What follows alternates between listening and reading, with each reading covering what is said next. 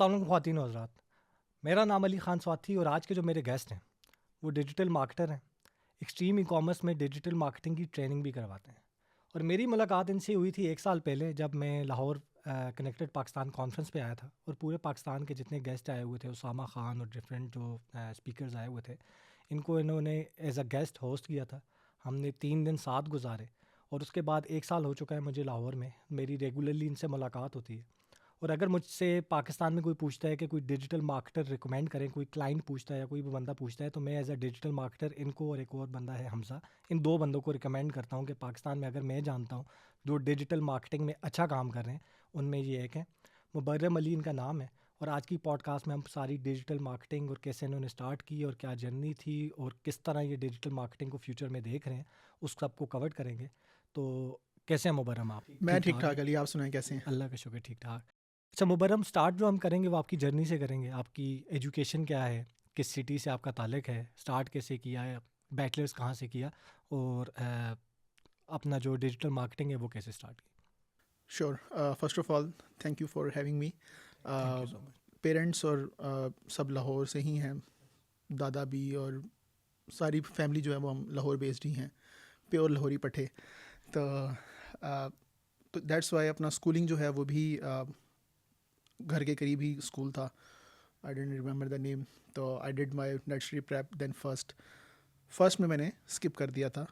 I went towards my हिफ्स। तो अच्छा माशाल्लाह।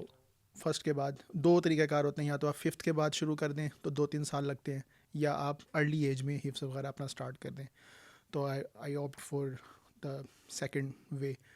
वो स्टार्ट किया, उसमें it took me 3 to 4 years। तो वो सारा जर्नी हिफ्स का रहा पूरा एक।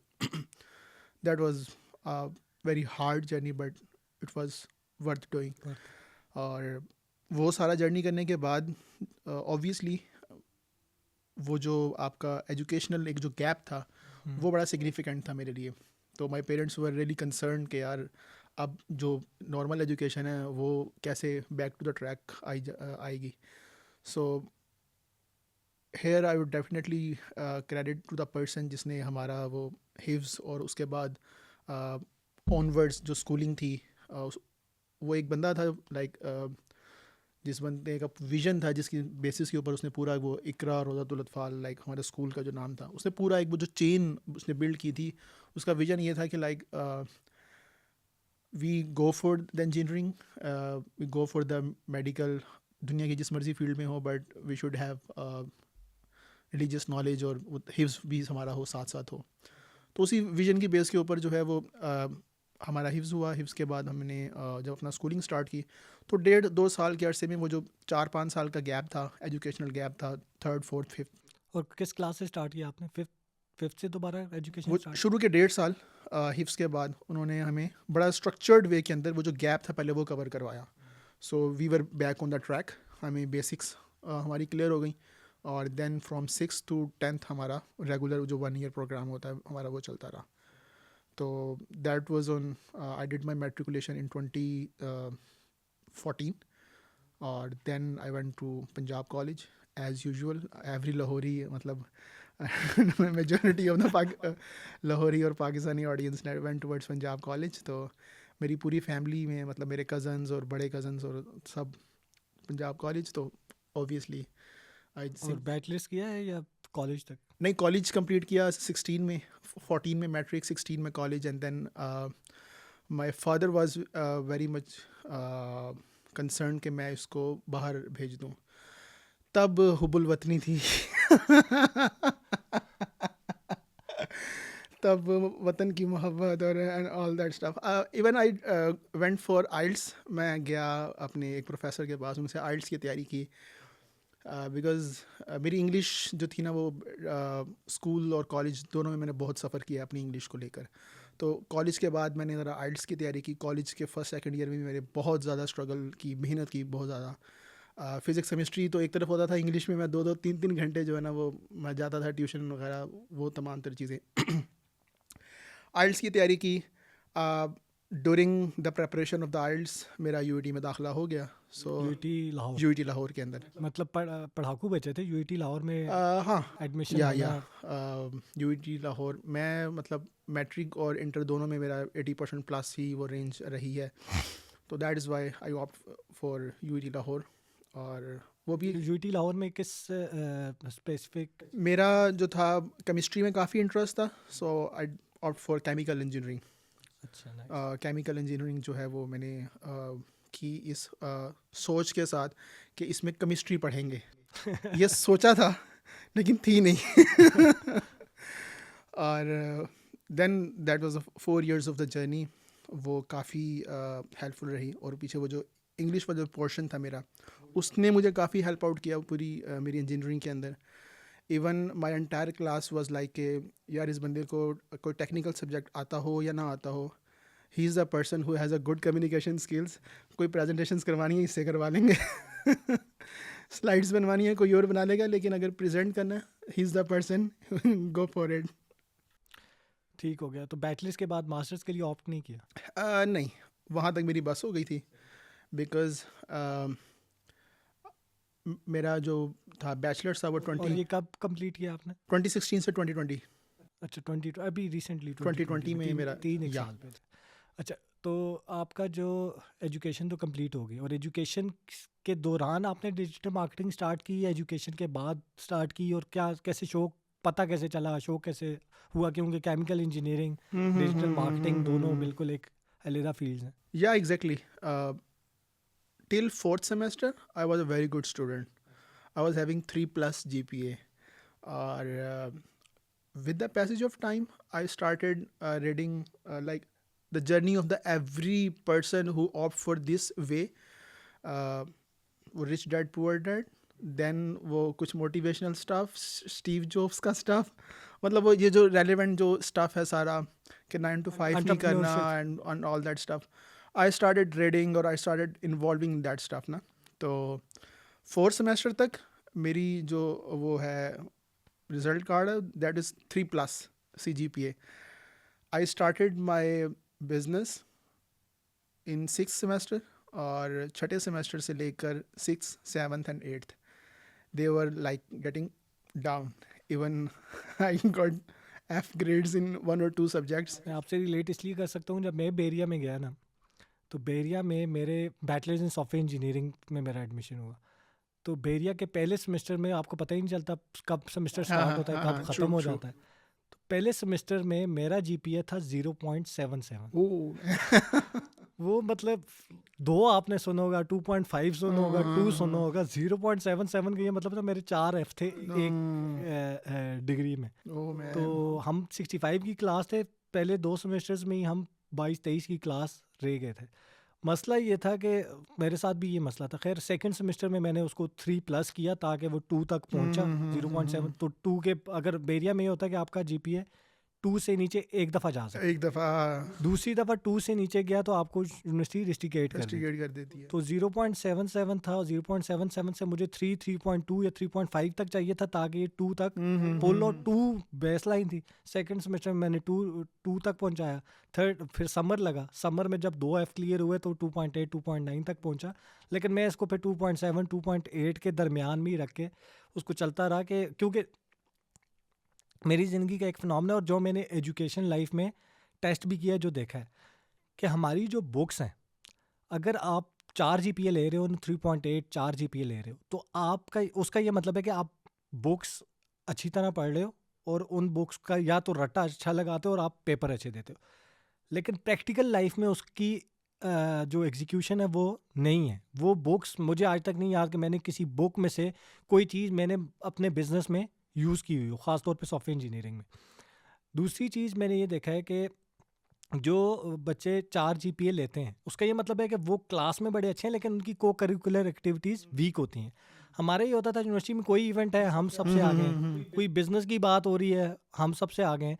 और ज़्यादातर बच्चे मैंने ग्रेजुएशन के बाद वो बच्चे ग्रो होते हुए ज़्यादा देखें जो 2.5 2.7 तक GPA लेते हैं, और उसके साथ वो किसी ना कोई छोटा कोई गाड़ियाँ बेच रहा होगा, कोई मोबाइल बेच रहा होगा, कोई कोई Exactly, छोटा मोटा exactly. काम वो कर रहा होगा, यूनिवर्सिटी के लिए वो लग रहा होता है ये अपना टाइम वेस्ट कर रहा है, लेकिन यूनिवर्सिटी के ग्रेजुएशन के बाद वही बंदा जब इंटरव्यूज में बैठता है तो उसका कम्युनिकेशन स्किल्स उसके पास बताने के लिए या उसके पास एज एक्सपीरियंस काफ़ी ज़्यादा चीज़ें होती हैं जो वो बताता था और वो जल्दी जॉब सिक्योर कर लेता था। और उनकी मैंने देखा है कि वो 1 साल 1.5 साल के बाद उनकी ग्रोथ भी बड़ी रैपिडली हुई है।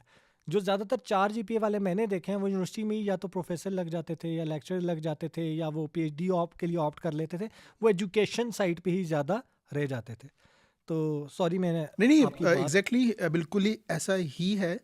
जो अब ये नहीं है, वी आर नॉट के encouraging the lows CGPAs. Everybody has their own way, because जो 3.78 या 4 वाले हैं, they have their own way, they have their own demand in life. और but obviously we are not from that club, तो we have we have our own club, तो we are just enjoying our stuff. तो वो 4th semester के बाद फिर आपने fourth के बाद ना ग्रेजुअली वो जो मेरा A+B+B+ होता था वो पहले शिफ्ट होना शुरू हुआ C+D तक। अच्छा सिक्स्थ में ना वो लगा ज़रा एक आध F. I have never failed in, मतलब from matric to inter till university मैं कभी भी फेल होने का तस्वुर ही नहीं आता था. That was the very first time I failed. तो बट गवर्नमेंट यूनिवर्सिटी थी, आई न्यू कि यार मैं समर में एक आध वो करूँगा तो क्लियर हो जाएगा. इंटर्नशिप मैंने सेकेंड ईयर में ही कर ली थी, बजाय ये कि वो थर्ड ईयर में मैं करता. तो वो रिक्वायरमेंट डिग्री की वो भी पूरी थी.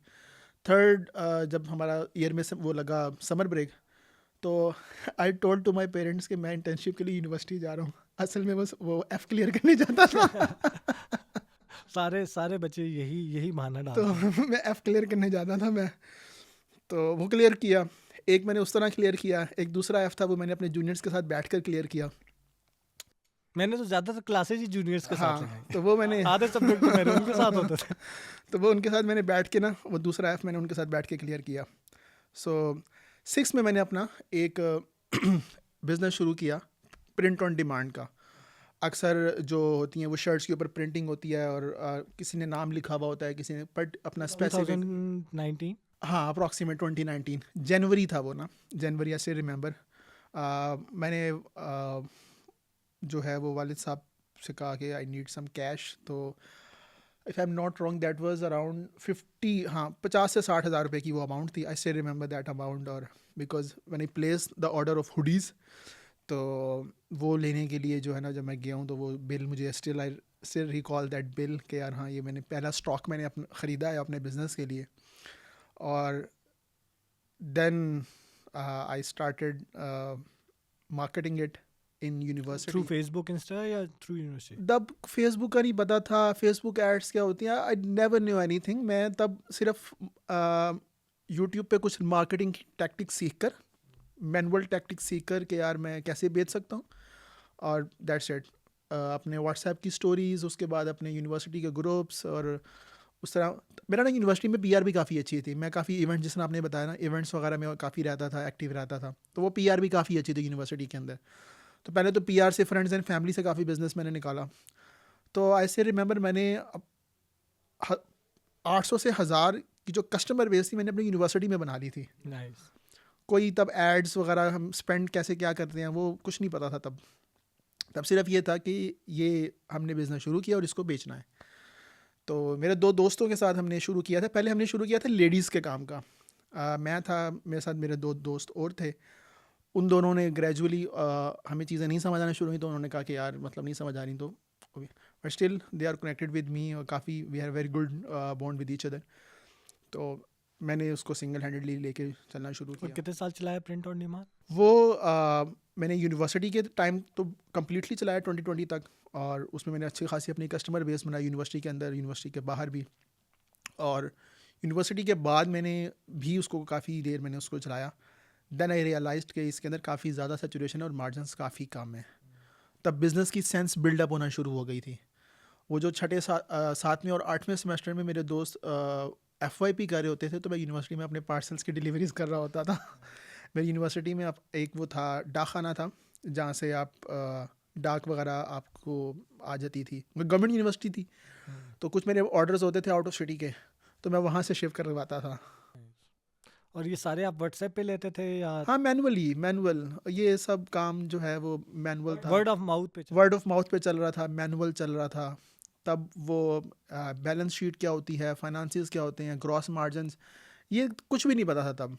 तब सिर्फ ये था कि 700 का लिया है, 1200 का बेचा है, तो 400-500 रुपये बचे हैं, और ये इस तरह था। ज़्यादातर ई कॉमर्स स्टोर के भी आज जितने दोस्तों को मैं जानता हूँ जो लोग कर रहे हैं, बेशक वो करोड़ 2 करोड़ की आज सेल कर रहे हैं, मैं ज़्यादातर लोगों को जानता हूँ, हर किसी ने जब काम स्टार्ट किया है ना, बेशक आज ई कॉमर्स वाला भी, प्रोडक्ट्स वाला भी, तो उन्होंने काम मैनुअली ही स्टार्ट किया है। स्टार्टिंग व्हाट्सएप पे प्रोडक्ट भेज दिया, मैसेजेस के थ्रू भेज दिया, कॉल्स के थ्रू भेज दिया, फ्रेंड्स एंड फैमिली में भेज दिया। स्लोली स्लोली स्लोली वही उनका इनिशियल स्टेज था, और स्लोली स्लोली फिर आप ट्रांसफॉर्म करते जाते हो। अच्छा, जब आपको फील हुआ कि यार प्रिंट ऑन डिमांड जो है ये मार्जिन्स कम है और ये मसले हैं, तो उसके बाद डिजिटल मार्केटिंग का दिमाग में कैसे आया, हाँ, या क्या जर्नी रहा? उसके बाद एक और बीच में एक पैच आता है, वो आता है स्टार्टअप का, अच्छा, डिजिटल मार्केटिंग से पहले और प्रिंट ऑन डिमांड के साथ ही। सही। There is a very good friend of mine, Talha Ilyas. वो NLP ट्रेनर था, न्यूरो लिंग्विस्टिक सॉफ्ट स्किल्स की ट्रेनिंग्स वगैरह जो है वो करता था वो। तो हम दोनों जो है वो एक हमने ट्रेनिंग ली थी सॉफ्ट स्किल्स की, अपने 3rd ईयर में ना, यूनिवर्सिटी के, मैंने अमल एकेडमी के नाम से। तो वहाँ से हम काफ़ी ज़्यादा कनेक्टेड थे, तो म्यूचुअल हमारी अंडरस्टैंडिंग वहाँ पे थी। एक आध दिन लम्स में फेसबुक ने कोई एक इवेंट किया था, तो मैं भी वहाँ पे था, और वो भी, तो वहाँ पर भी हमारी एक दूसरे से मुलाकात हुई। वो अपना एक स्टार्टअप जो था उसको, सॉफ्ट स्किल्स की ट्रेनिंग्स का, उसको पिच कर रहा था। मैं अपने ये प्रिंट ऑन डिमांड वाले बिज़नेस को जो है वो वहाँ पे शेयर कर रहा था। तो वो चलते चलते जो है ना, वो हम ही ऑफर्ड मी कि यार मुझे सॉफ्ट स्किल्स मैं पढ़ाता हूँ बच्चों को, और मुझे मार्केटिंग नहीं आती, you are good at in marketing stuff, तो व्हाई नॉट हम इसको म्यूचुअली लेके चलते हैं। So that was very fascinating for me कि इट्स अ गुड थिंग, और एक सोशल कॉज का भी एक वो चीज़ थी। तो वो फिर मैंने वो शुरू किया था। सॉफ्ट स्किल्स की ट्रेनिंग्स हम देते थे बच्चों को। फ्री नहीं, there was a very nominal fee of PKR 2000 अच्छा, फॉर द एंटायर प्रोग्राम और ऑफ कितने मंथ्स का प्रोग्राम? 1.5 मंथ, 1 मंथ या 1.5 मंथ का था वो। तो वो यूनिवर्सिटी के स्टूडेंट्स को हम देते थे, और वो काफ़ी जो है ना, तब कोविड शुरू हो चुका था। तो तब आपकी फर्स्ट टाइम थी कि जब आपने डिजिटल मार्केटिंग में कदम रखा है, क्योंकि हाँ, हाँ, आप हाँ, हाँ, अगर एग्जैक्टली, मार्केटिंग एग्जैक्टली। देखना तो फिर तो एड्स और वो चीज़ें तो। हाँ, हाँ। अब वो जो प्रिंट ऑन डिमांड था वो सारा मैनुअल था, हम्म, ये भी स्टार्ट मैनुअल ही किया। हम्म, और इसमें जो है ना, मुझे अब तगय्युर, उसका नाम, स्टार्टअप का नाम है तगय्युर। हम लम्स में भी इनक्यूबेट हुए, NIC लम्स के अंदर हम 6 महीने रहे। अनफॉर्चुनेट वो कोविड का टाइम था, तो वो सारा काम ऑनलाइन ही, ट्रेनिंग्स वगैरह उनके, लम्स में national incubation national centre. Incubation centre, वहाँ पे 6 महीने का हमारा वहाँ पे था। लेकिन तब कोविड था, तो वो बंद था, तो हमें ट्रेनिंग्स वगैरह हमारी जितनी भी उनके ट्रेनर्स के वो साथ होती थी, ऑनलाइन होंगे। वो सब ऑनलाइन होता था। वो US से भी जितने भी उनके ट्रेनर्स थे वो सब ऑनलाइन, या उनके जो इन्वेस्टर्स थे, तमाम तरह चीज़ें ऑनलाइन हो रही थी। तो हमारा भी वो जो ट्रेनिंग प्रोग्राम था वो भी हमने भी ऑनलाइन उसको कर दिया था, और यूनिवर्सिटी के स्टूडेंट्स हमारे होते थे।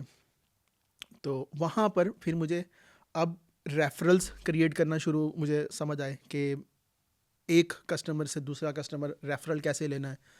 उसके बाद आई रियलाइज्ड कि कंटेंट कैसे बनाना है।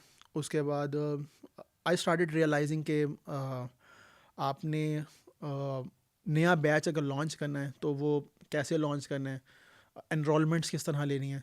तो वो अब मार्केटिंग ग्रेजुअली जो है ना वो मज़ीद बेहतर होती गई मेरी वक्त के साथ साथ। तो उसमें जो है ना काफ़ी अच्छा रहा, लेकिन पैसे नहीं बनते थे उसके अंदर ना। आपकी और मेरी वाली जर्नी में एक और सिमिलैरिटी ये है कि मैं भी जब 2017 में पाकिस्तान, पहले उससे पहले USA में काम कर रहा था, बिज़नेस करता था। जब मैंने पाकिस्तान में काम स्टार्ट किया तो सबसे पहला जहाँ पे मैं गया था, जहाँ पे बिज़नेस करने के लिए मैंने सीखा था, वो नेशनल इंक्यूबेशन सेंटर या इस्लामाबाद था। या एज मेरा स्टार्टअप भी वहीं पे इंक्यूबेट हुआ था।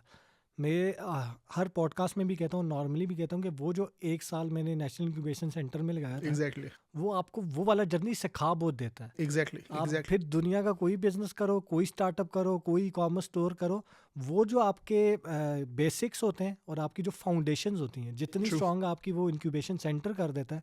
ज़्यादातर लोग, अच्छा स्टार्टअप में आपको 2 तरह के लोग मिलेंगे। एक मिलेंगे जो नेशनल इंक्यूबेशन सेंटर को बहुत अच्छा कहेंगे, और एक मिलेंगे जो बहुत बुरा कहेंगे। जो बहुत अच्छा कहेंगे वो उनको क्लैरिटी होगी कि उसने हमें दिया क्या है और हमने नेशनल इंक्यूबेशन सेंटर से बेसिकली लेना क्या है। जो बुरा कहते हैं वो इस वजह से कहते हैं कि वो जाते हैं फंडिंग के लिए कि इंक्यूबेशन सेंटर है और ये हमें फंड हमारे स्टार्टअप को फंड कर देंगे, और इंक्यूबेशन सेंटर फंडिंग नहीं देता आपको। नहीं देता। इंक्यूबेशन सेंटर आपके बिजनेस प्लान्स को सीधा करता है, आपकी पिचेस को सीधा करता है, आपको मेंटर्स के साथ इंटीग्रेट करवा देता है। दुनिया के टॉप, पाकिस्तान के टॉप मेंटर्स के साथ हमारा उठना बैठना था, वो सीधा कर देता है आपको। पाकिस्तान में वीसी काम कैसे करते हैं, वेंचर कैपिटलिस्ट जो हैं, ये कौन लोग हैं, ये काम कैसे करते हैं, इनको आइडिया पिच कैसे करना होता है, इनसे फंडिंग उठानी कैसे होती है, फाइनेंशियल प्लान्स देने कैसे होते हैं, बिजनेस आइडिया प्रेजेंट कैसे करना पड़ता है, ये चीज़ें आपकी सही कर देता है। तो वो मैं तो बेसिकली उनका स्टार्टअप 3 साल में उनके साथ रहा हूँ। 1 साल एज अ देयर स्टार्टअप और 2 साल उनकी एज अ एडवर्टाइजिंग एजेंसी। उनका जितना कंटेंट होता था वो हम प्रोड्यूस करके देते थे। तो मेरा ख्याल है पहला स्टार्टअप था उनका कि जो 3 साल उनके पास लगा चुका था। तो मेरे इन 3 साल ना, ये मेरी ज़िंदगी के बेस्ट 3 साल थे कि उससे पहले मैं इंडिविजुअल एज अ आपकी तरह छोटा बिजनेस रन कर रहा था, लेकिन आपको क्लैरिटी नहीं होती।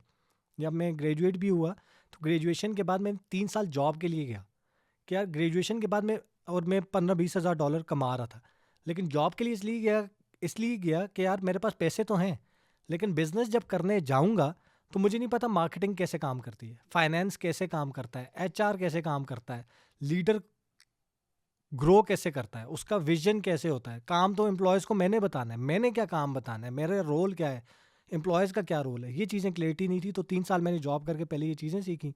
फिर इंक्यूबेशन सेंटर गया, स्टार्टअप लॉन्च करते ही इंक्यूबेशन सेंटर चला गया, जॉब से जैसे ही फ्री हुआ। और उसके बाद जब बिजनेस में आया तो सारी क्लियरिटी, सारी चीज़ें मेरी कंप्लीट थी। तो आपका वो 6 महीने का मेरा ख्याल लम्स जो है वो 6 मंथ्स के लिए 6 मंथ्स का देता है। NIC Islamabad 1 NIC। साल के लिए करता है। हाँ, तो वो 6 मंथ्स का वो था, वो हमने किया। हमने अच्छे खासे मतलब 8-10 हमने बैचेस जो हैं, मतलब हमारे वी हैड 300 प्लस स्टूडेंट जिनको हमने ट्रेन किया था नाइस। उस 6 मंथ्स के पीरियड के अंदर 7 to 8 मंथ्स में। अच्छा, क्योंकि वहाँ जाने से पहले ही हमारा चल रहा था, उसके बाद भी हमारा चलता रहा वो काम ना। ठीक है।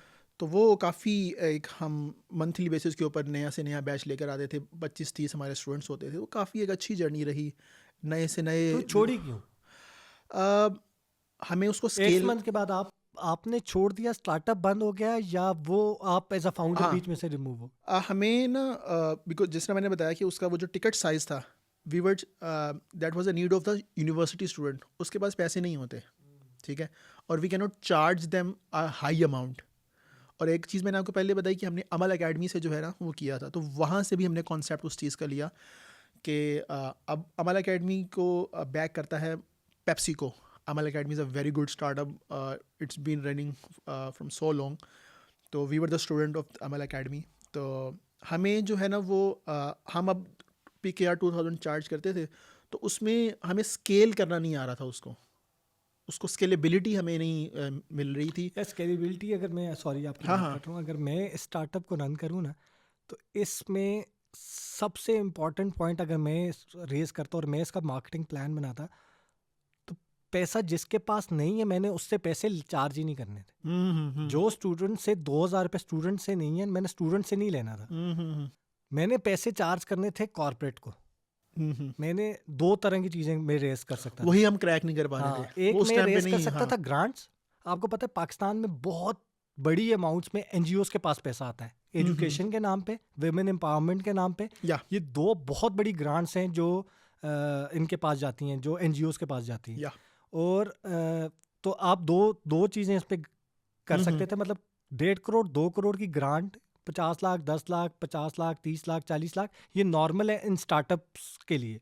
खासतौर पे जो इस तरह के स्टार्टअप पे काम कर रहा होता है कि जो स्किल सिखा रहा होता है, या तो आप इधर यूजर्स के लिए फ्री रख सकते थे, हाँ, और हाँ, हाँ। इधर से पर बच्चे की ना एक अमाउंट 5000 या रुपीज अमाउंट वो कॉर्पोरेट को भी से भी ले सकते थे या ग्रांट से ले सकते थे। तो कितनी ज़्यादा फीमेल फाउंडर्स को मैं जानता हूँ नेशनल इंक्यूबेशन सेंटर की वजह से और स्टार्टअप इंडस्ट्री की वजह से, जो काम ही सिर्फ इसी पे करते हैं कि वो इधर free education, free skill sets, free businesses ये करवा रहे होते हैं, ग्रांट्स और फंडिंग्स और कॉर्पोरेट से। एक उनका कॉर्पोरेट में ना एक फंड होता है, मुझे उसका नाम भूल गया, CSR फंड हाँ, CSR फंड्स होते हैं, बिल्कुल। CSR फंड्स होते हैं, जो लगाया ही एक पोर्शन होता है प्रॉफिट्स का, जो लगाया ही इस तरह के फ्लाई कामों के ऊपर या जाता है। तो वो डिफरेंट कंपनीज के साथ कॉन्ट्रैक्ट कर लेती हैं, जो उनका CSR फंड होता है वो इस NGO को या इस कंपनी को दे दिया या जाता है, और true. ये आगे फिर उन बच्चों पे कर सकते हैं। बिल्कुल बिल्कुल आप सही कह रहे हैं, बस उस चीज़ को हम क्रैक नहीं कर पाए उस टाइम पे। उस चीज़ को हम नहीं क्रैक कर पाए, और वो आई अंडरस्टैंड द पॉइंट। हमने एक किया था यू ग्रेड के साथ भी, हमने एक प्रोजेक्ट किया था। खानेवाल हमारी एक दोस्त हैं, वो यू ग्रेड एलुमनाई थी, जो एक होता है एक्सचेंज प्रोग्राम होता है, जो एक आध सेमेस्टर के लिए US के लिए जाते हैं। तो उधर भी एक प्रोग्राम हमने किया था, स्पेसिफिकली खानेवाल के बच्चे थे, उनके साथ उनको ट्रेनिंग प्रोवाइड की थी। तो फिर यू ग्रेड ने हमें उसका पे किया था। यही मेन या कोलैबोरेशन ही जो होती हैं ना, या वो मेन इम्पैक्ट होता है, खासतौर एग्जैक्टली। पे जब आप छोटी गांव वगैरह में जाकर 300 बच्चों को 200 बच्चों को एक इवेंट करवा के, एक बूट कैंप करवा के, उसकी आपको अच्छी भली फंडिंग मिल जाती है। या तो वैसे भी एक फिनोमेना है स्टार्टअप्स में कि स्टार्टअप फाउंडर का तीसरा जो स्टार्टअप होता है ना, वो जो होता है वो हाँ, आई सी चलता है, एग्जैक्टली। पहले दो उसके बंद ही होते हैं। हाँ, तो वो फिर वक्त के साथ साथ obviously I was graduated, my co-founder Talha, he was graduated, so obviously being a graduate individual there was some expectations from the family and especially financial end, सही बात है। तो वो हम फुलफिल नहीं कर पा रहे थे अपने एंड के ऊपर। तो वो that was creating some sort of a stress on the back end. तो देन वी रियलाइज कि यार लेट्स डू समथिंग एल्स, इसको वाइंड अप करते हैं। तो very big heart we ended it up. अच्छी बात मुझे ये लगी स्टार्टअप में ना, एक सबसे बड़ा जो इशू आता है कि फाउंडर ये मानने को तैयार नहीं होता कि उसका स्टार्टअप उससे नहीं चल रहा। या वो या डूबती किश्ती को भी और कोशिश करता है कि बस अब भी ये कर लूंगा निकाल या लूंगा, या ये कर या लूंगा या निकाल या लूंगा, ये या कर या लूंगा निकाल लूंगा। ये रियलाइज कर देना कि शायद मैं इसका कैपेबल नहीं हूँ, शायद ये मुझसे नहीं चल रहा और मुझे इसको क्लोज कर देना चाहिए। ये बहुत कम लोगों को रियलाइज होता है, और बहुत कम लोग फाउंडर्स होते हैं इस चीज़ को रियलाइज करके उसको बंद कर देते या हैं। तो अच्छा, ये 8 मंथ तक आपने ये तकरीबन साल साल तक तक हमने इसको चलाया, और काफ़ी हमने जो है वो सीखा बहुत कुछ होगा। इम्पैक्ट काफ़ी ज़्यादा था। इवन हमने एक मैं इंटरेस्टिंग सा आपको बताता हूँ, हम लम्ब से हम फ्री हो चुके थे।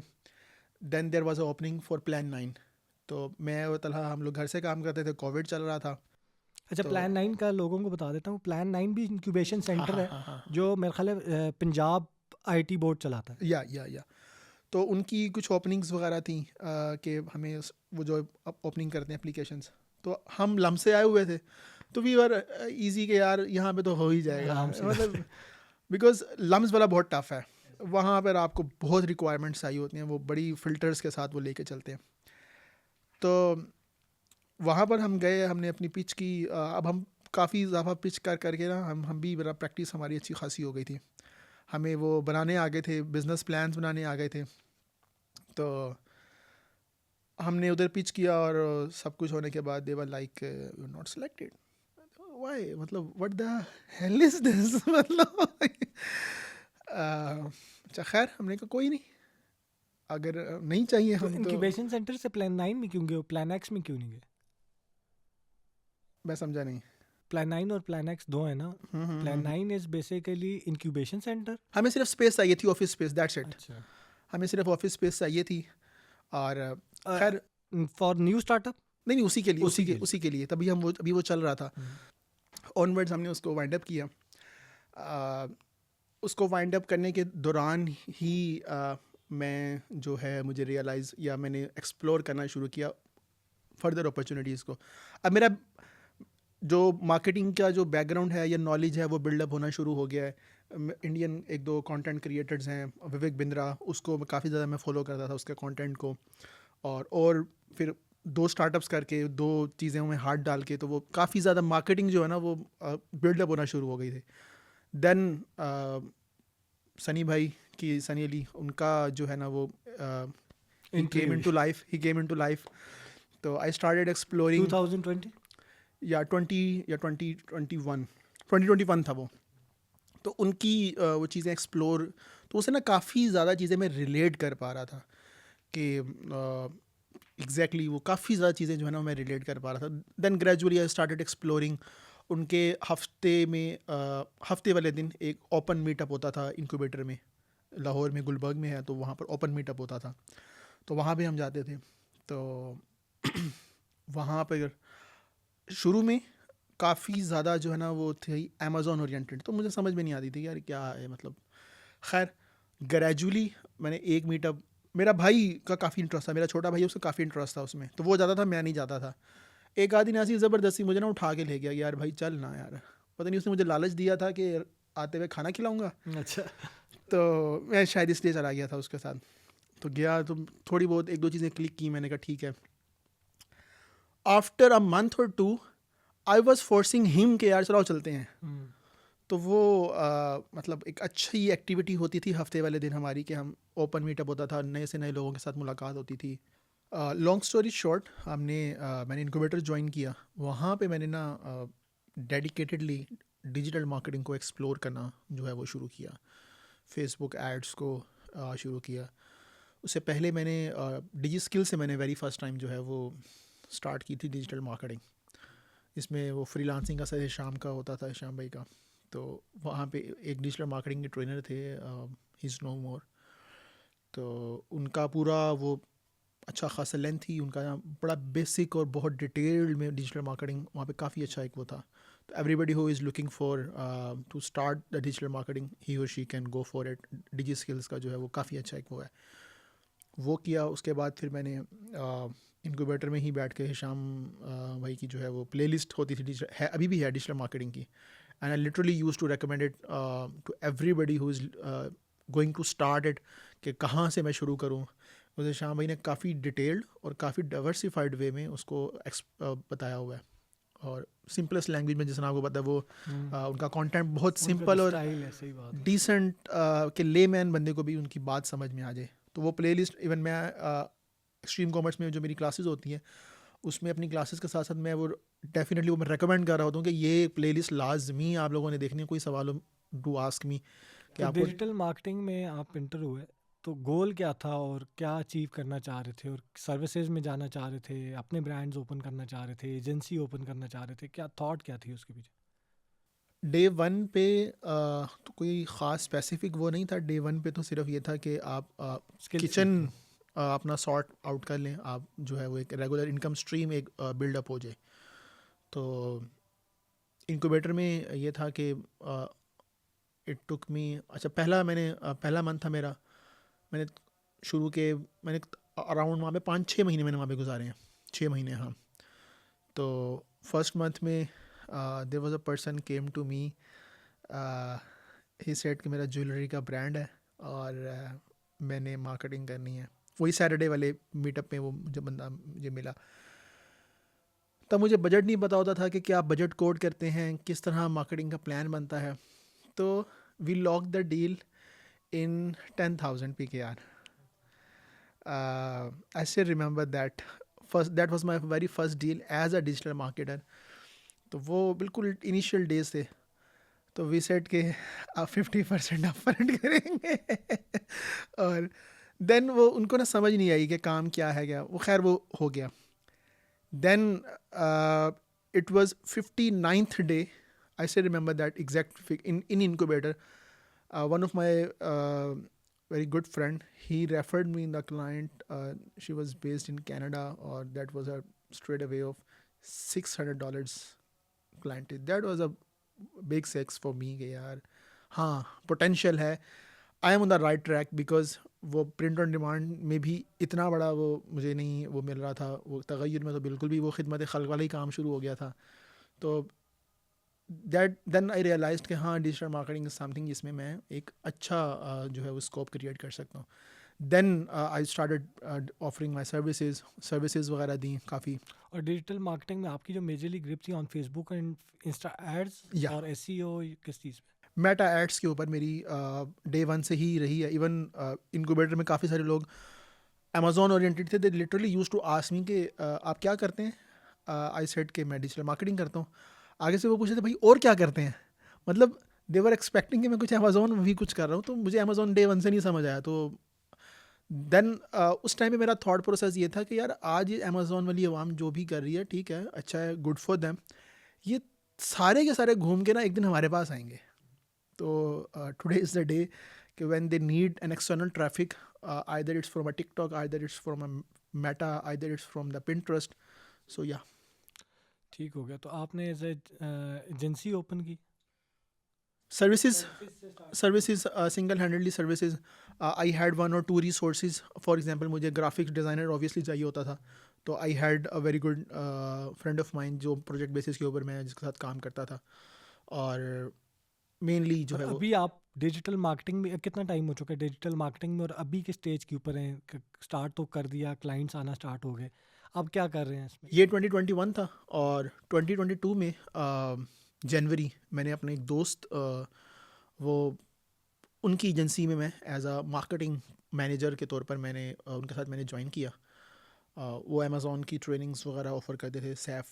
तो उनके साथ मैंने जनवरी में मैंने ज्वाइन किया, तो उनकी मैंने लीड जनरेशन जो है, क्योंकि डिजिटल मार्केटिंग में दो मेन चीज़ें हैं। एक आप या तो सेल्स या शॉपिफाई की तरफ ले जाओ, सेल्स वगैरह। दूसरा अगर सर्विस बिजनेस है तो वहाँ पर लीड जनरेशन आपको चाहिए होती है। और लीड जनरेशन की फनल पे काम किया है या सिर्फ लीड जनरेट करके देते हैं? लीड्स जनरेट करते थे, लीड जनरेट करने के बाद फिर उनको क्लोज भी करता था मैं। अच्छा, तो वो, फनल हाँ, पूरी रन करते प्रॉपर मतलब हमने वहाँ पर अच्छी खासा मतलब 8 से 9 महीने में उस प्रोजेक्ट के ऊपर काम किया था, और we had spend around PKR 1 million हमने पाकिस्तानी मार्केट के अंदर स्पेंड किया था। और हमारा जो अप्रॉक्सीमेट हम रेवेन्यू 6 के ROS के ऊपर, हम रिटर्न ऑन एड स्पेंड हम 6.5 मिलियन या इतना हम ग्रॉस रेवेन्यू हम पोटेंशियली जनरेट किया था हमने। तो वो एक बड़ा एक अच्छी लर्निंग रही है वहाँ पे। मैंने देन जब मैंने ज्वाइंट इन 2022 विद हिम, तो वहाँ पे कोई मार्केटिंग का पर्सन नहीं था। I was the one who started ads. तो डे वन पे हम एड्स भी करते थे, मैं एड्स कर रहा होता था। एड्स से जब लीड्स आती थी दिन में 50-100, और फिर शाम को बैठ के मैं ही कस्टमर सपोर्ट मतलब उनको नर्चर कन्वर्जन करता की था, तरफ भी उनको लेके जाते नर्चर करता था, उनको क्लोज करता था। तो फिर वहाँ पर मैंने जो है ना वो टीम बिल्ड की, उसकी कस्टमर सपोर्ट की टीम बिल्ड की। उसके बाद फिर मैंने जो है इसी तरह कंटेंट की टीम जो है वो ग्रेजुअली बिल्डअप करना शुरू की, बिकॉज अब चीज़ें स्ट्रीमलाइन होना शुरू हो गई थी। और अब एड्स के अंदर जो है ना वो हाथ काफ़ी हद तक जो है वो साफ़ होना शुरू हो गया था। अंडरस्टैंडिंग बिल्ड होना शुरू हो गई थी कि हाँ, यस इट वर्क्स। और किसी भी बिजनेस को either it's a product based और अ सर्विस बेस्ड, तो किस तरह एड्स जो हैं ये मेटा एड्स उसको किस तरह हेल्प आउट कर सकती हैं।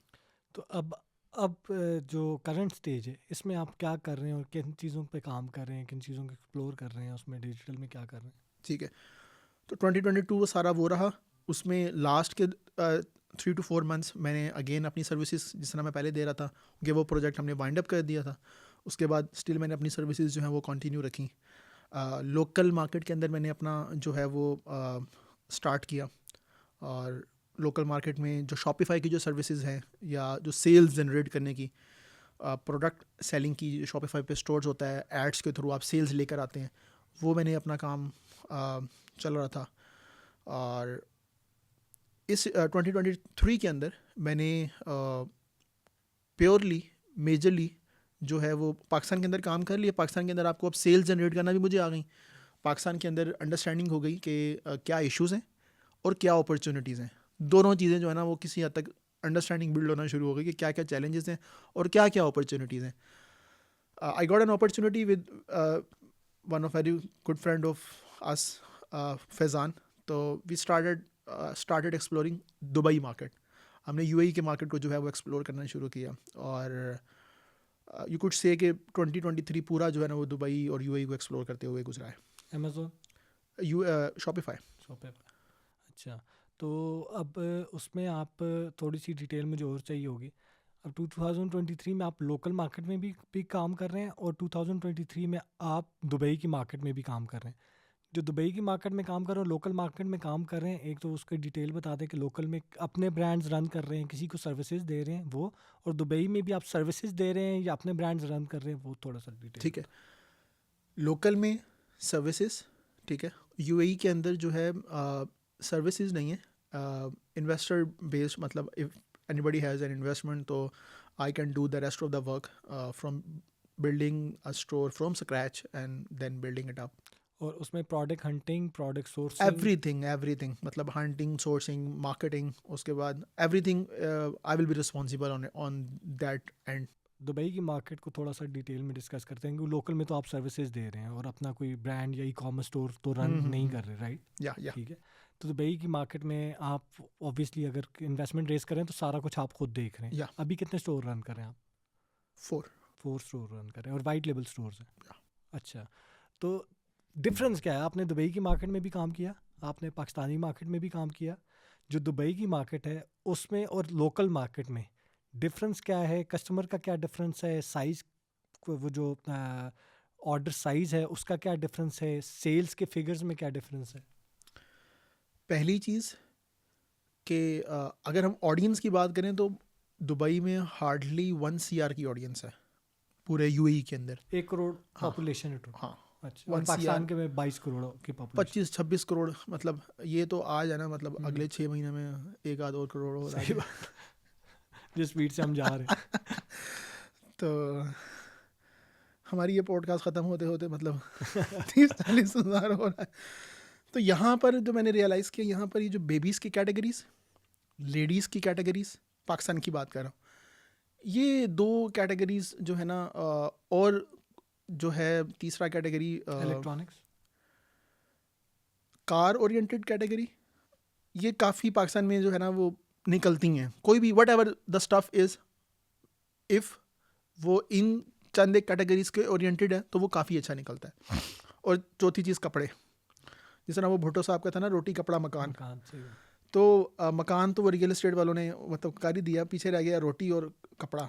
तो कपड़ा जो है वो पाकिस्तान के जितने भी कोई बड़ा अगर इन्फ्लुएंसर होता है तो वो सबसे पहले कोई चीज़ लॉन्च करता है तो वो क्लोथिंग का ब्रांड लॉन्च कर देता है। तो उसमें हम जैसे जो छोटे वो होते हैं तो वो कहीं ना कहीं, लेकिन still there is an lot of opportunities in clothing stuff. और पाकिस्तान में बेसिकली ना तीन मार्केट्स हैं। 3 मार्केट सबसे बड़ी हैं। पहले इलेक्ट्रॉनिक्स, 34% प्रोडक्ट्स ई कॉमर्स पे इलेक्ट्रॉनिक सेल होता है। सेकंड नंबर पे फैशन अराउंड 32-33%, और थर्ड नंबर के ऊपर आपका है थर्ड नंबर के ऊपर मेरे सेंस फर्नीचर जो है वो अराउंड 18 के 20% है। ये 3 मार्केट्स बड़ी हैं। जो आपका पहले पे इलेक्ट्रॉनिक्स में वो इस वजह से बड़ी है कि उसमें फ्रिज भी सेल हो रहा है ऑनलाइन। उनका जो टिकट साइज़ है वो बहुत बड़ा, 80,000 50,000 एवरेज अगर मैं लगाऊं तो 20-25 हज़ार की एवरेज बनती होगी। तो इस वजह से वो बड़ा है कि अगर आप 80,000 रुपये का एक फ्रिज लेते हो तो अगर कोई कॉस्मेटिक्स बेच रहा है वो 80,000 रुपये में 1,000 प्रोडक्ट्स प्लस बेच एग्जैक्टली। तो इलेक्ट्रॉनिक्स इस वजह से बड़ी है। फैशन इस वजह से बड़ा है कि पाकिस्तान में आपको मैन्युफैक्चरिंग में, हमारे पास मैन्युफैक्चरिंग बहुत कम है। मतलब आप 3 से 4 इंडस्ट्रीज़ के ऊपर जाओ तो मैन्युफैक्चरिंग ही बंद हो जाएगी। आपकी मैन्युफैक्चरिंग में सबसे बड़ी मैन्युफैक्चरिंग इंडस्ट्री जो है वो कपड़ा फैसलाबाद भरा हुआ है, छोटी छोटी इंडस्ट्रीज भरी हुई हैं। और आप वाली बात को मैं एग्री करूंगा और उसको सेकंड करूंगा कि पाकिस्तान में कोई भी कॉमर्स का सोचता है तो सबसे पहले उसके दिमाग में कोई आइडिया आता है ना, वो आइडिया आता है कि जी कपड़े लॉन्च कर लो, क्योंकि आसान है। आपने जाना है फैसलाबाद, बने बनाए कपड़ों के ऊपर अपना नाम लिखवा लो और लॉन्च कर लो। अपने डिज़ाइंस बनवाओ, 50,000 रुपये में आपको डिज़ाइनर मिलेगा, फैशन डिज़ाइनर मिलेगा, उससे 10-12-15 कपड़े डिज़ाइन करवाओ। फैसलाबाद जाओ, आपको कोई भी छोटी कंपनी बड़ी कंपनी आपको वो प्रिंट करके दे देगी, आ जाओ और लॉन्च कर लो। इसी वजह से ये एक वाहिद कैटेगरी है जिसमें मैं बच्चों को कहता हूँ कि इसमें प्रोडक्ट लॉन्च मत करो, नहीं करें। 3 कैटेगरीज ऐसी हैं जिसमें मैं मना करता हूँ। कपड़े में मत करो, क्योंकि इसमें आप जब लॉन्च कर लेते हो ना, फिर आपको पता चलता है कि भाई इसमें तो बहुत कंपटीशन है। 5,000 स्टोर लॉन्च हुआ है ऑलरेडी और मेरा 5,001 स्टोर है, और आगे भी जैसे जैसे ई कॉमर्स जाती जाएगी ये स्टोर्स और इंक्रीज करते जाएंगे। बेशक इसका नंबर बहुत ज़्यादा है लेकिन बहुत सेचुरेटेड मार्केट है। कपड़ा, दूसरा आपका लेदर, सियालकोट जाओ लेदर का हर प्रोडक्ट आपको मिल जाता है। और तीसरा आपका स्किन केयर पे मैं मना इस वजह से करता होता हूँ कि हमारे घर में गोरों को स्किन केयर गोरों पे बेचना आसान है, और गोरों के लिए है क्योंकि उनके घर में नानी और दादियाँ नहीं है कि जो घरेलू टोटके स्किन केयर से रिलेटेड बना सकें। हमारे घर में मौजूद हैं जो कोई भी इशू होगा स्किन का, उनके पास घरेलू टोटके इतने हैं। एक तो ये चीज़, दूसरी ये चीज़ कि ये इंडस्ट्री घर पे भी मैन्युफैक्चर हो सकती है। आप हेयर ऑयल लॉन्च करो, कोई भी बंदा घर पे बैठकर, अगर उसके पास अच्छा फार्मूला, उसकी दादी का कोई अच्छा फार्मूला पड़ा हाँ है ना हाँ हेयर हाँ का, हाँ, वो घर पे बैठकर मैन्युफैक्चरिंग करके प्रोडक्ट लॉन्च या कर देगा। Exactly exactly. तो स्किन केयर भी मैं मना इस वजह से करता होता हूँ कि मत लॉन्च करूँ, ये आगे जाकर बहुत सेचुरेटेड मार्केट हो जाएगी, और जिसके पास जितना ज़्यादा मार्केटिंग का बजट होगा वो उतना वो अच्छा प्रोडक्ट लॉन्च कर सकेगा। प्रोडक्ट, मेरी सजेशन ये होती है कि प्रोडक्ट वो लॉन्च करो जो पाकिस्तान में मैन्युफैक्चर ना हो रहा हो, जिसकी इंडस्ट्री पाकिस्तान में ना हो रही हो। बेशक फिर आप छोटे स्केल से मैन्युफैक्चरिंग से स्टार्ट करो, या चाइना से उस प्रोडक्ट को मंगवा कर लॉन्च कर दो। लॉन्ग टर्म में उसका एक विजन रख लो कि यार 5 साल तक जब मेरी इतनी सेल्स हो जाएंगी तब मैं उसका मैन्युफैक्चरिंग यूनिट पाकिस्तान में बना दूंगा, और फिर B2B भी सेल करूंगा, B2C भी सेल करूंगा। तो ये तो आ गई पाकिस्तान की मार्केट। एक फ़ायदा जो आपने डिफरेंस बता दिया कि एक पाकिस्तान का फ़ायदा ये कि 25 करोड़ की आबादी है, उनका ये है कि 1 करोड़ की आबादी है, ये एक डिफरेंस आ गया। लेकिन मुझे ये लगता है कि पाकिस्तान में अगर 70% आबादी लोअर क्लास है, तो उनकी मेरा ख्याल है 10% आबादी लोअर क्लास से होगी। या ठीक है, एग्जैक्टली। उधर ticket size, ticket size obviously वहाँ पे है, अच्छा है। प्रॉफिट मार्जिन भी अच्छे होंगे। और सारी चीज़ें अगर हम एक साइड पे रखें ना, सबसे जो मेजर वो जो एक चीज़ जो अट्रैक्ट करती है दैट इज़ करेंसी।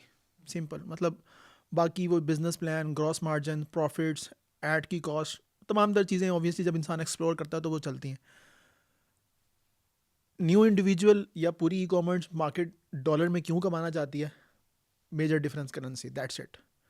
काम यहाँ पर भी वही होता है, उधर भी वही होता है सिमिलरली। कितना आसान है, देखिए हाँ, पाकिस्तान में तो आपके पास शालमी में के अलावा और गोल्डन मार्केट के अलावा आपके पास प्रोडक्ट ख़रीदने की जगह ही नहीं है।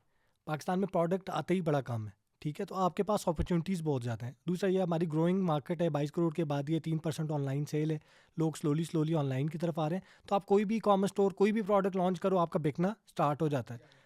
दुबई कितनी कॉम्पिटिटिव है ई कॉमर्स में, कितनी मुश्किल, आपको क्या मुश्किलात आई, और कितनी कैसी मार्केट है। कोई भी जाता है तो इनिशियल स्टेजेस पे ही कंपटीशन कम है, तो वो कोई उसके प्रोडक्ट सेल होना स्टार्ट हो जाते हैं, या बहुत कॉम्पिटिटिव मार्केट है, उसके बारे में थोड़ी सी डिटेल। फर्स्ट ऑफ ऑल जिस तरह मैंने बताया, करेंसी ऑब्वियसली वो फैसिनेट करती है।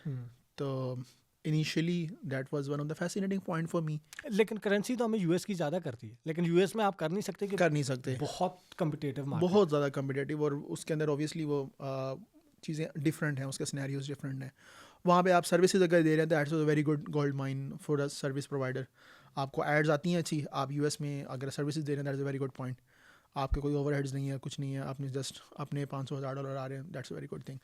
यहाँ पर अगर आती हैं तो पहली चीज़ जो थी वो मेरे लिए ऑब्वियसली वो करेंसी फैसिनेट थी कि एटलीस्ट पाकिस्तान से तो बेहतर ही है, ठीक है। और व्हेन आई स्टार्टेड तो हम लोगों ने जो है वो किचन आइटम्स वगैरह से शुरू किया था। और हम जो है, मैं अगर पूरी जर्नी को शॉर्ट करूं कि क्या लर्निंग्स रही अभी तक मेरी, वो ये रही कि अगर आप अंडर 100 दिरहम्स कोई चीज़ बेच रहे हैं जो कि पाकिस्तानी 8-1 हज़ार रुपये बनते हैं, तब बहुत मुश्किल हो जाएगा आपके लिए चीज़ों को सर्वाइवल की तरफ लेके जाना। आपका सर्वाइवल भी बड़ा मुश्किल हो जाएगा अगर आप 100 दिरहम से नीचे कोई चीज़ बेच रहे हैं तो। Because I have sold a lot of stuff जो कि 100 दिरहम्स के नीचे था, और बाय कैलकुलेशन तो आपको नज़र आ रहा था कि हाँ आप प्रॉफिटेबल हैं, लेकिन at the end of the month जब आप P&L बनाते हैं अपनी, तो कैंसिलेशन और रिटर्न्स वगैरह को डाल के तो आपका वो नहीं हो आ रहा होता है वो फिगर्स जो आप चाह रहे हैं। बिकॉज वो भी मार्केट पूरी कैश ऑन डिलीवरी पे काम करती है, पाकिस्तान की मार्केट पूरी कैश ऑन डिलीवरी पे काम करती है।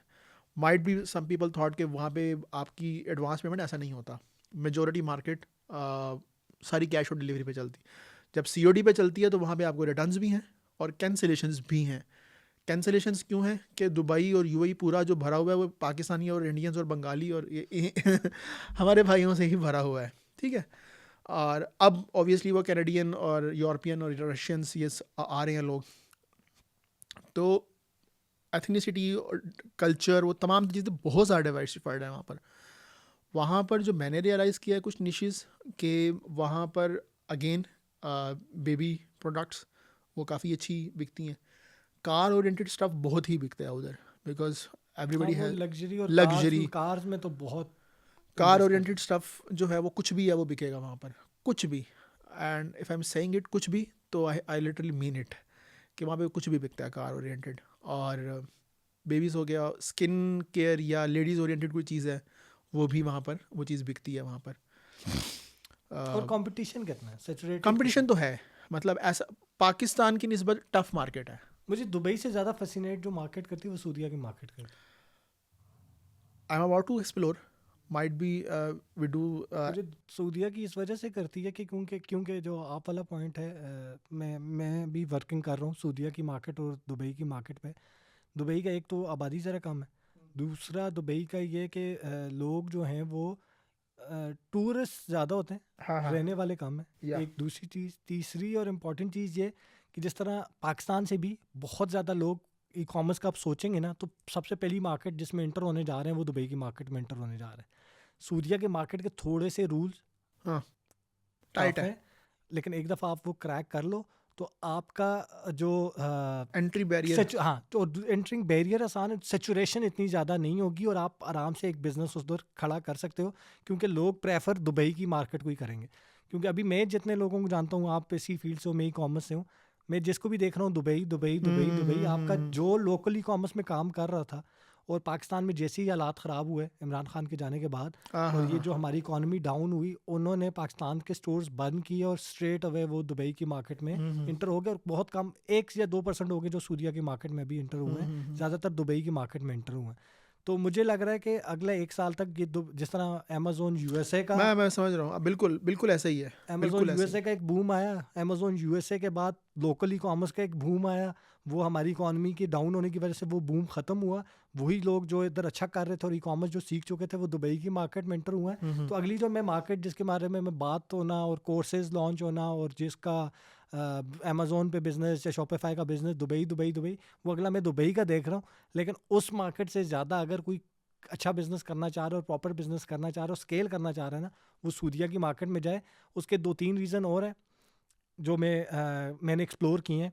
एक तो ये कि दुबई की मार्केट अपनी पीक पे है. या क्योंकि उनकी गवर्नमेंट जितनी चीज़ें अनाउंस कर चुकी है, वो पहले प्रोजेक्ट्स कर चुकी है, सारा कुछ कर चुके हैं, वो कुछ न्यू लॉन्च नहीं कर रहे, कोई न्यू ऐसी चीज़ें नहीं लॉन्च कर रहे जिससे उनका आबादी और बढ़ेगी या बिजनेसेस को और ग्रोथ मिलेगी. वो अभी अपने मैक्सिमम पोटेंशियल पे है. सऊदीया की मार्केट एक वाहिद गवर्नमेंट ऐसी है कि जो अभी बहुत बड़े बड़े प्रोजेक्ट लॉन्च या कर रही है, बहुत बड़े स्टार्टअप्स को इनवाइट कर रही है, स्टार्टअप्स को ला रही है, अपनी वैली एक बना रही है, सिलिकॉन वैली टाइप बना रही है, अपना एक टाउन बना रही है जहाँ पे वो या बिजनेस होंगे, जहाँ पे स्टार्टअप्स होंगे. इसके अलावा बड़ी बड़ी कंपनीज के साथ उनके कॉन्ट्रैक्ट चल रहे हैं. स्पोर्ट्स में बहुत ज़्यादा इन्वेस्ट कर रही है. एग्जैक्टली. WWE उन्होंने ख़रीद लिया, अपनी फुटबॉल पे कर रहे हैं. उन्होंने वर्ल्ड कप 2032 का या कौन सा है वो उसकी प्लानिंग कर रहे हैं. तो वो मार्केट ऐसी है कि जो अगले 5 से 6 साल 8 सालों में मैं बहुत बड़े पोटेंशियल पे ग्रो होते हुए देख रहा हूँ. एग्जैक्टली. तो जिस तरह यूएसए की मार्केट है पीक के ऊपर है, इससे बहुत ऊपर कोई भी 2 से 3% का उनका इंक्रीज हो रही है इकॉनमी. इंडिया की मार्केट में काफ़ी पोटेंशियल है. दुबई की मार्केट भी मुझे पीक लग रहा है, इससे ऊपर उनका कोई इतना ज़्यादा पोटेंशियल नहीं है. 15-20 साल पहले कोई दुबई जा रहा था तो तब या उनकी जो चीज़ें थी ना, तब वो चीज़ें अनाउंस कर रहे थे कि हम ये कर रहे हैं, हम ये ये कर बना रहे हैं. रहे हैं. अब वो पीक के ऊपर है. सऊदीया की मार्केट अब वाहिद मार्केट, अगर कोई बिजनेस करना चाह रहा है, बेशक ई कॉमर्स हो, स्टार्टअप हो या किसी, वो मार्केट मुझे लग रही है कि जो आपके अगले 4-5 साल 6 साल one of the best countries में से होगी, जो ग्रोथ के ऊपर काम कर रहे हैं और जो स्केलेबिलिटी पे काम कर रहे हैं और जो बिजनेसेस एक्सपेंशन की तरफ काम कर रहे हैं. Exactly I second your words. हमने भी एक्सप्लोर इसीलिए जो है ना तसल्ली से डिटेल में इसलिए एक्सप्लोर किया है कि once we shift towards that market तो हमें अंडरस्टैंडिंग हो कि हाँ यार ऐसा नहीं है कि ये नहीं कि 4 दिन इधर किया तो 4 दिन उधर. वो भेड़ चाल की तरह वाला वो नहीं कि अगर आप एक्सप्लोर करना है तो फिर तसल्ली से डिटेल में एक्सप्लोर करना है, ताकि अगर आप एंटर हुए एक मार्केट में तो उसको फिर फुल पोटेंशियल तक एक्सप्लोर कितना करें. टाइम हुआ है आपको दुबई की मार्केट में? 2023 पूरा. 2023 अराउंड 10-11 महीने. या प्रॉफिटेबल जा रहा है, अच्छा चल रहा है, काफ़ी अच्छा चल रहा है. पाकिस्तान से बेहतर जा रहा है. हाँ पाकिस्तान से बेहतर है. अच्छा, और मेजर डिफरेंस वही है कि इकॉनमी हमारी डाउन है और उनकी करेंसी का फ़र्क है. करेंसी का शुरू में अच्छा ये होता है कि एवरीबडी कंसिडर के यार आज मैंने शुरू किया तो आज ही प्रॉफिटेबल नहीं होता. वो खैर दुनिया के किसी बिजनेस में या literally it took us enough amount of a time. वहाँ पे ऑपरेशंस के मसले मसाइल आए. इन्वेस्टमेंट जो है जो मैंने अपना जो शुरू किया था वो हमने दिसंबर में शुरू किया था. वो एक था कह लेंगे pilot sort of a pilot project. उससे लर्निंग उस प्रोजेक्ट से ना काफ़ी ज़्यादा की, and then we raise the investments, और उस पे जो है ना वो चीज़ें कोई लेके चले। मुझे एक फिगर बता सकते हैं, मैं ऑडियंस के लिए पूछ रहा हूँ हम्म। कि अगर कोई दुबई में करना चाह रहा है तो हम्म। इनिशियली खुद करना चाह रहा हाँ है, हाँ जैसे हाँ आप खुद कर रहे हैं लेकिन किसी से इन्वेस्टमेंट ले रहे हैं लेकिन खुद कर हाँ रहे हाँ हैं, हाँ। इन्वेस्टमेंट रेज भी कर दी, वो अमाउंट तो आपकी है, हम्म। ठीक है। तो अगर कोई स्टार्ट करना चाह रहा है और उस 10-11 महीने को उसको प्रॉफिटेबल होने पे कितना टाइम लगता है, एक चीज़ बता दें, इनिशियली कितनी अमाउंट मिनिमम वो रखे तब 10-11 महीने में वो प्रॉफिटेबल होगा और अच्छा कमा सकेगा, ये थोड़ा सा ठीक है, इस पे डिटेल बता दें। श्योर। ये जो चीज़ अभी मैं बताने लगा हूँ, ये I have learn it a very hard way because काफ़ी ज़्यादा टेस्ट एंड ट्रायल रही हैं चीज़ें, बिकॉज बिल्कुल नई मार्केट थी मेरे लिए। तो अगर आप यूएई में स्टार्ट करने लगे, there is a very good startup जो कि 3PL और पिक पैक शिप वगैरह मैनेज करता है, जंबील। उन्हीं के साथ मैं भी अब काम करता हूँ। तो उनकी डिलीवरी सर्विस काफ़ी अच्छी है। पेमेंट, सबसे बड़ा मसला दुबई के अंदर पेमेंट्स का होता है कि पेमेंट्स आपको जो है ना वो टाइमली हो जाएं, और वहाँ पर ना there are lot of individuals जो कि अपना कंपनीज खोलते हैं और वो कैश ऑन डिलीवरी की अमाउंट इकट्ठी की और निकल गए। तो there is a very good startup जंबील, वो लोग कर रहे हैं काम। उनके साथ अगर आप काम करते हैं तो आपको वीकली बेसिस के ऊपर आपकी पेमेंट्स आपको दे देते हैं हर फ्राइडे को। तो आपके पास अगर 5 से 10 हज़ार दिरहम है, आई वुड सजेस्ट कि 8 से 10 हज़ार दिरहम हो तो आप जो है वो पाकिस्तानी 8 लाख रुपए, राइट? 8 लाख रुपए, जो कि पाकिस्तान में भी आपको इतने ही चाहिए होते हैं Right, स्टार्ट right, करने के लिए। इफ़ एनीबडी इज सेइंग कि यार लाख 2 लाख में काम शुरू, वो काम नहीं होता। वो सिर्फ एक दिल की तसल्ली के लिए कुछ चीज़ बन तो जाती है लेकिन वो चल नहीं पाती। तो अगर आपके पास 8 से 10 लाख रुपए हैं तो आप एक अच्छा जो है वो स्टार्ट कर सकते हो। इस स्टार्ट करने में सिर्फ और सिर्फ शॉपिफाई होता है या अमेजोन नून पे भी करते हैं? शॉपिफाई, सिर्फ शॉपिफाई। शॉपिफाई, अच्छा। उधर अमेजोन और नून अभी एक्सप्लोर नहीं किया आप? मैं जो डे 1 से जो मेरा रहा है वो मैं इंडिपेंडेंट ऑफ द प्लेटफॉर्म रहने की कोशिश मैं कह करता रहा हूँ। हूँ मेरी और आपकी बातों में ना काफ़ी सिमिलरिटीज है। अच्छा, मुझे भी मार्केट प्लेसेस इसी वजह से समझ नहीं आती या अमेजोन इस वजह से समझ नहीं आता कि आप टोटली डिपेंडेंट होते हो उसके ऊपर, कि आपने प्रोडक्ट किया, आप भी एड्स रन कर रहे हो, अपने प्रोडक्ट को पहले पेज के ऊपर लेकर आ रहे हो, फिर किसी भी वजह से आपका प्रोडक्ट आउट ऑफ स्टॉक हो जाता है, आपके पास ऑर्डर्स बहुत ज़्यादा आ जाते हैं, या आपका कंपटीशन एग्जैक्टली। आपको डी रैंक करा के पीछे लेके चला जाता है, किसी भी रीज़न की वजह, तो आप डिपेंडेंट होते हो। शॉपिफाई या अपने स्टोर का आपको सबसे बड़ा फ़ायदा ये होता है कि आप सारा कंट्रोल आपके हाथ में होता है, कौन से प्रोडक्ट्स को ऊपर दिखाना है, कौन से प्रोडक्ट को नीचे दिखाना है, क्या एड्स रन करने हैं, किस इन्फ्लुएंसर मार्केटिंग कैसे करनी है। तो मुझे इस वजह से अपनी वेबसाइट समझ आती है। ऐसा नहीं है कि मैं ये नहीं कहता कि अपनी वेबसाइट करो और साथ मार्केट प्लेसेस ना करो, लेकिन आपका मेजर फोकस आपके अपने ब्रांड के ऊपर, अपने वेबसाइट के ऊपर, अपना इंस्टा, अपना फेसबुक, इसके ऊपर मेजर फोकस हो।